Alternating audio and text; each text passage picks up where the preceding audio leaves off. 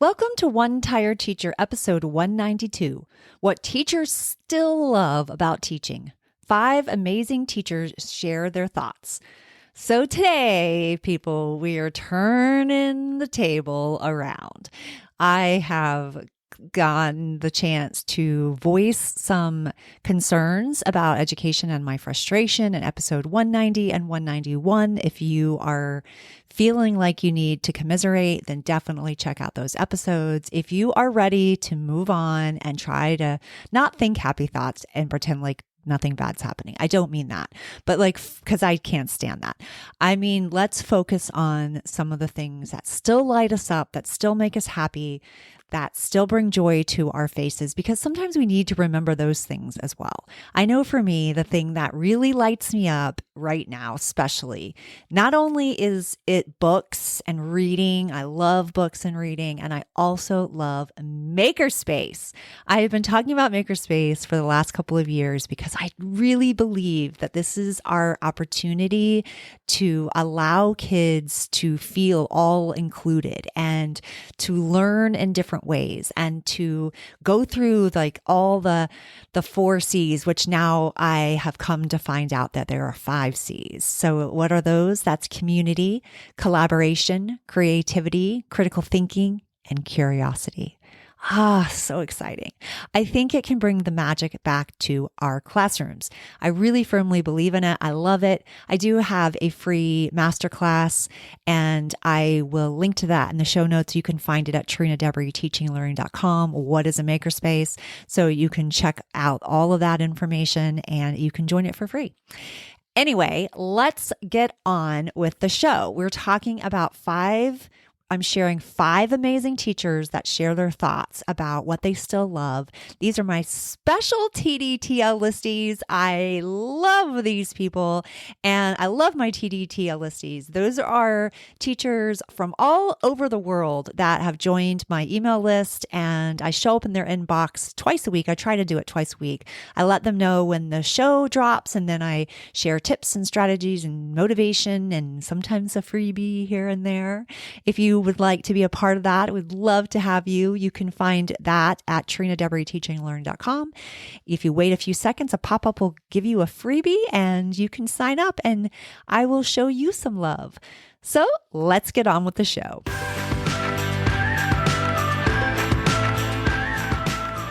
Welcome to One Tired Teacher. And even though she may need a nap, this teacher is ready to wake up and speak her truth about the trials and treasures of teaching. Here she is, wide awake. Wait, she's not asleep right now, is she? She is awake, right? Okay. From Trina Devery Teaching and Learning, your host, Trina Devery. Hey, okay, feeling happier, feeling better.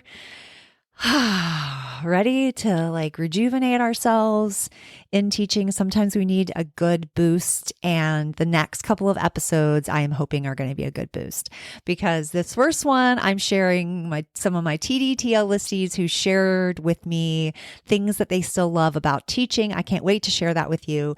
And also, then the next 2 after that, we're talking about integrating the arts. So good.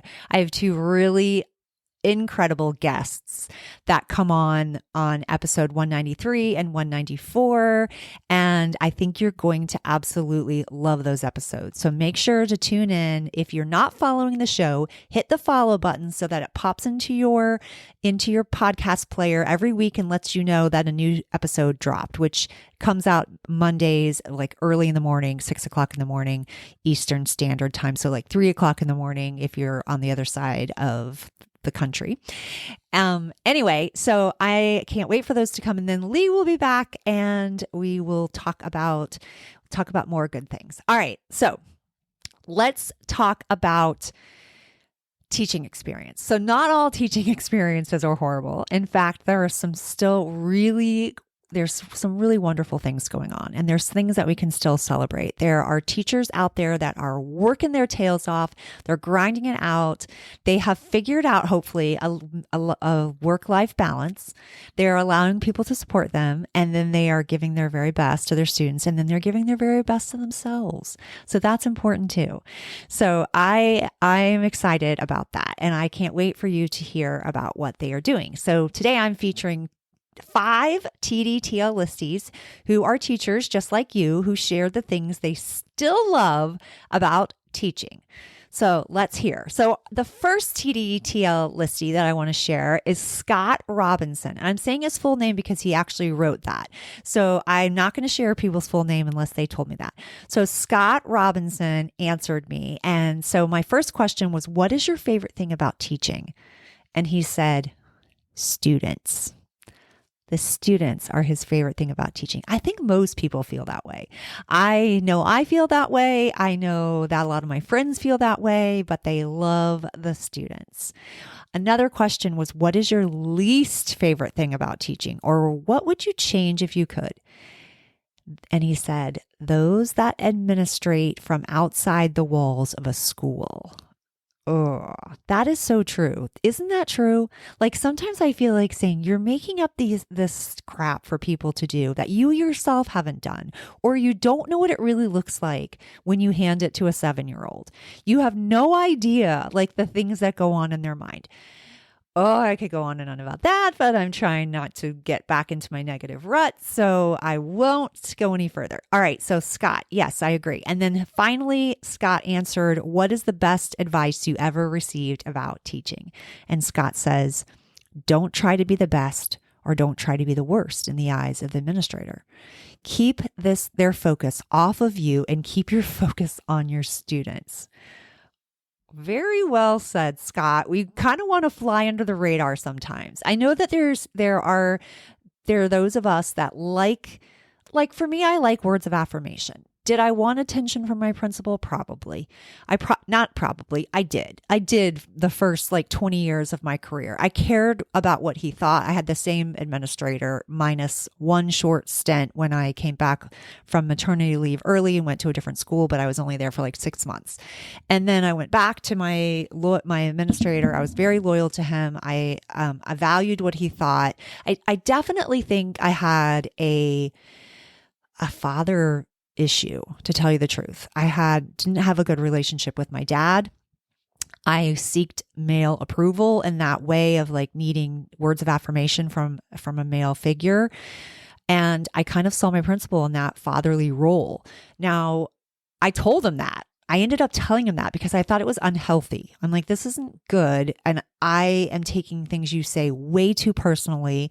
And I am also a mess over it. I was crying and, I would just become a mess. And I need to release this. So I felt like one of the ways to release it was to discuss it with him. He was so great. He was so, so great. Thank goodness, because he probably could have thought I was insane. And I definitely had some things to work through. So I did. I stopped feeling that way towards the end. I felt more like he was a big brother. And he was only 11 years older than I am. So there was no way he could be a father anyway. But I just started to see him differently. And also I started gaining more confidence in myself, and I didn't necessarily need that, those affirmations. But I do think that I was guilty of that in the beginning. Now, later in my career, I wanted to fly under the radar. I didn't want them to notice me. I wanted them to just leave me alone and let me do what I do best, which is to get kids super excited about reading and learning. And so I get it. I totally understand what Scott is saying. I totally understand. Which are you? Are you a person that likes a little more attention? You need some words of affirmation, which is okay. Or are you a little more I don't want them to know my name. When you're on a year-to-year contract, you kind of have to have them know your name so that they want to keep you. So, it kind of depends on where you are in your life, in your career, and all those other things. All right. So that was person number 1. Now let's move on to TDTL listie number 2. I had to get a quick sip of water. I'm sorry. I'm so thirsty. Okay. So this is, and she also shared her last name. So I'm going to share her last name as well. It's Brittany Horrell. I think that's how you say it. Brittany Horrell. And Brittany is a second grade teacher. Yay. Second grade teacher. I love second grade. So Brittany says, my favorite thing about teaching is being able to get the students excited for learning and gain a love for learning, really building those relationships. Oh, Brittany, you are my people. You are my person. Like, I feel your soul. I totally agree with you. I love that about teaching. I love those relationships. That's the part I miss the most, the very, very most. I miss the kids. I miss knowing all the crazy things that they tell you about their lives. I even remember one time I had this student when I always met my kids at the door. I greeted them at the door. I wanted to start off the day right. But I had this one student that would tell me like every single thing that was going on in her house the moment she came. I had to have her towards the end of the line so that I would have enough time to hear all of her stories, because if she was towards the front, then people would be like jammed at the door. And so I'd have them walk around her. And she still, like, she had no, like, she was so focused on talking that she didn't even, notice what the other students were doing. It was a little funny. So funny. Anyway, because she'd come at one time and she's like, and my last name was different. I'm just going to say Deborah though. She's like, Miss Deborah, I have phlegm in my throat. And I was like, okay, like, what do you say?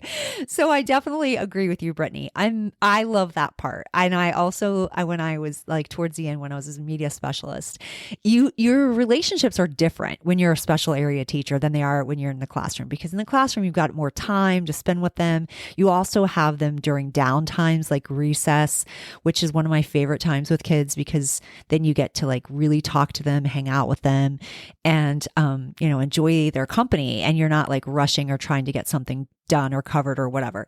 And you don't get that as the special area teacher, but you do get to form different kinds of relationships, and also like more kids get to know you. And I remember like feeling like a rock star. Like I would walk into the cafeteria and they'd be like, Miss Deborah. And I would be like, ah, it would just make me feel so good. I miss that. I need that. Okay. So Brittany says, my least favorite part of teaching is the mandatory state testing. Oh, girl, you might be my soulmate. She says, I think that schools really need to move to a more progressive type of based system where they early get the material at their level, where they like get the material at their level. Okay. So like more finding out where they are and kind of moving from there, I think is what she's saying, which again, amen, Brittany. I totally agree with you. I was reading this comment in a second grade group recently, and I thought I was going to start screaming, but I had just I'm like, no, just get out of the group. Just get out. This second grade teacher was talking. Now most second grade classrooms are doing standards-based grading, which is definitely a shift.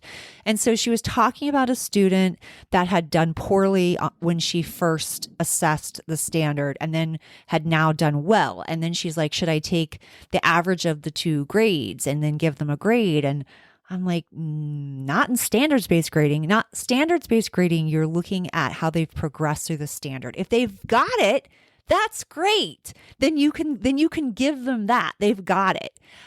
So and if you feel like you need another assessment to kind of determine if they still have it, sometimes you feel like they did pretty well, but is it consistent?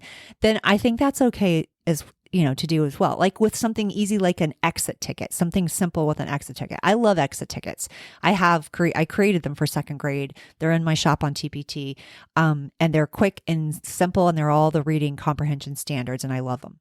Anyway, so yes, I'm like but that's like a progression of how they're doing on the standards. And you're not taking an average. So I just wanted to scream at that. All right, moving on. I agree with you, Brittany. And then Brittany says, I think the best advice I have been given is that it is truly okay to be flexible with your schedule and your students. Oh, Brittany, I think you're my new best friend.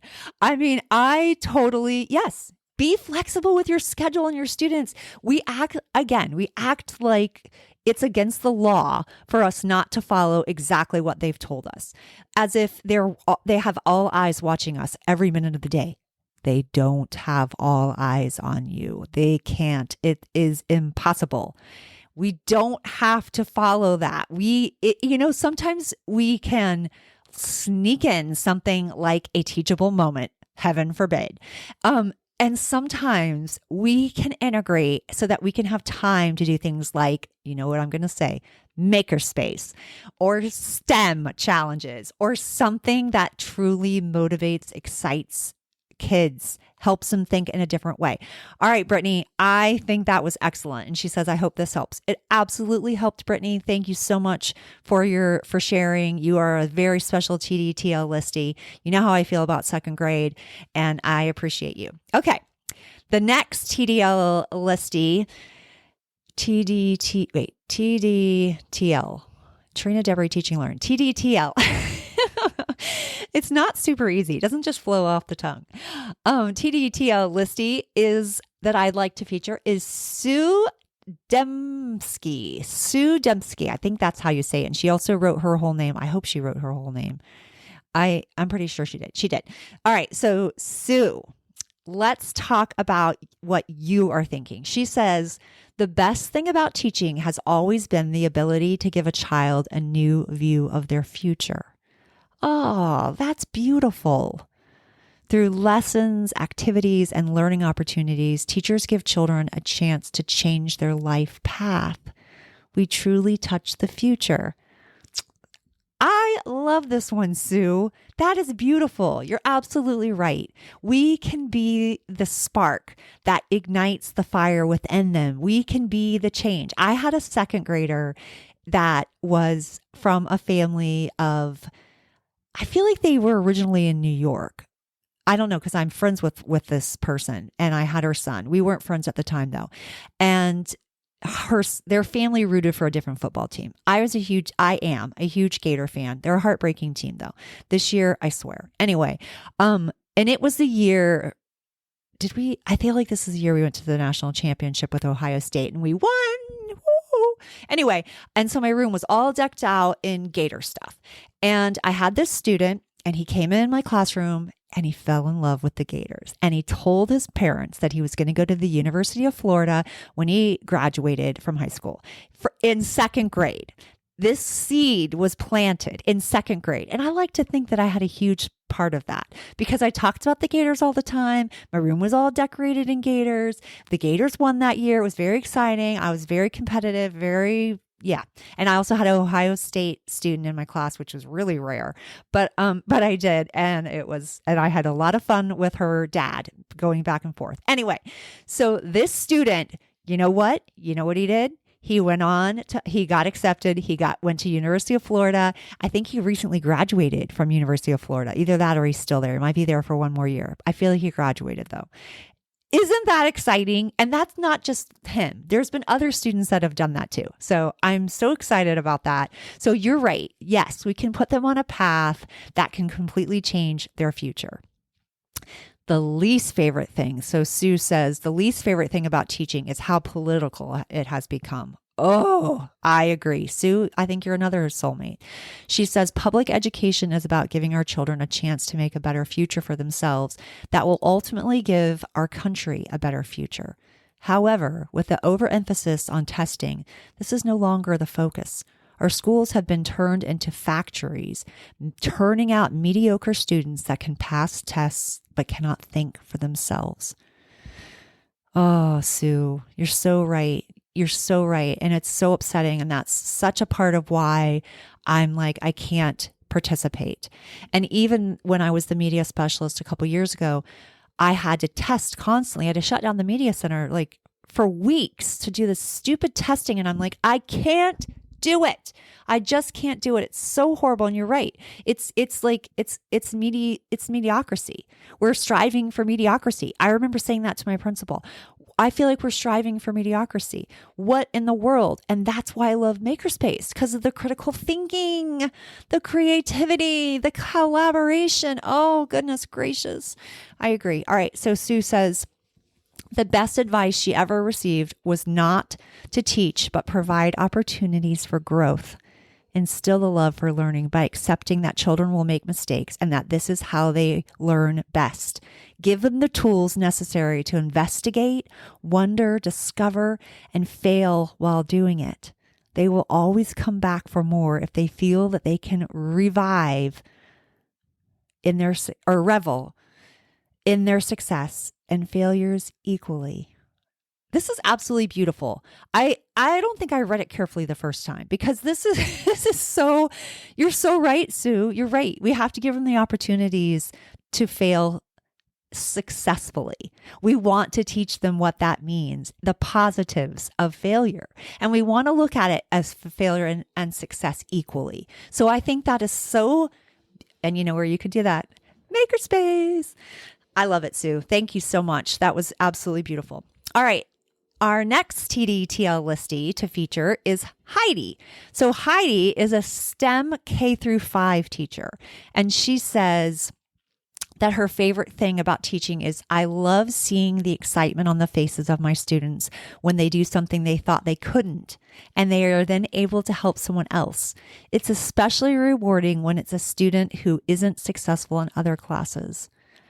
You're right. That's one of the best moments when you get to empower them and they feel empowered and they feel strong and they feel like they get it and they got it because of the environment you created. And then they share it with others and they may not necessarily do that in their regular classroom. I love that, Heidi. So then Heidi says, what's her least favorite thing about teaching or what would she change? She says, all the extra duties. Oh my gosh. As a special area teacher, I agree. What a joke. It's like they don't think that you need any planning time. Hello, you definitely need planning time too. So she says all the extra duties, lunch duty, recess duty, meetings after school, especially when they could have been an email. Can't stand that. And weekend open houses. What in the heck? Weekend open, that's the expectation of the school that's right behind me is that they have all this stuff on the weekends or at night or whatever. And I swear it makes me so annoyed. I think that yes, I agree, Heidi. Really good points that you made. And I appreciate your input. And I'm so thankful that you are a part of the TDTL Listie community. I really, really am. All right. And then last, but definitely not least, our next TDTL listing. I tell you, I'm having a hard time today. It's almost lunchtime.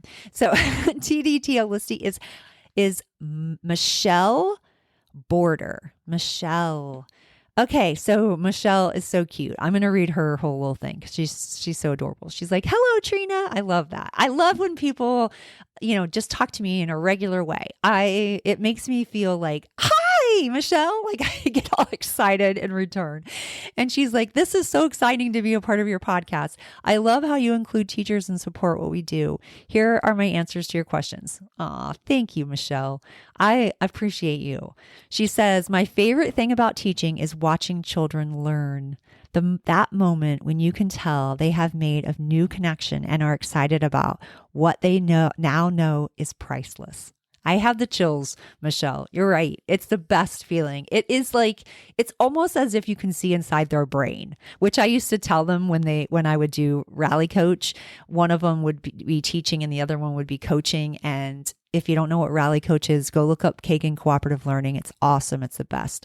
And so when they were teaching, they had to I'm like, imagine that your top of your head got cut off and we are looking inside your brain. We get to see what you're thinking. I used to tell them to do that with each other.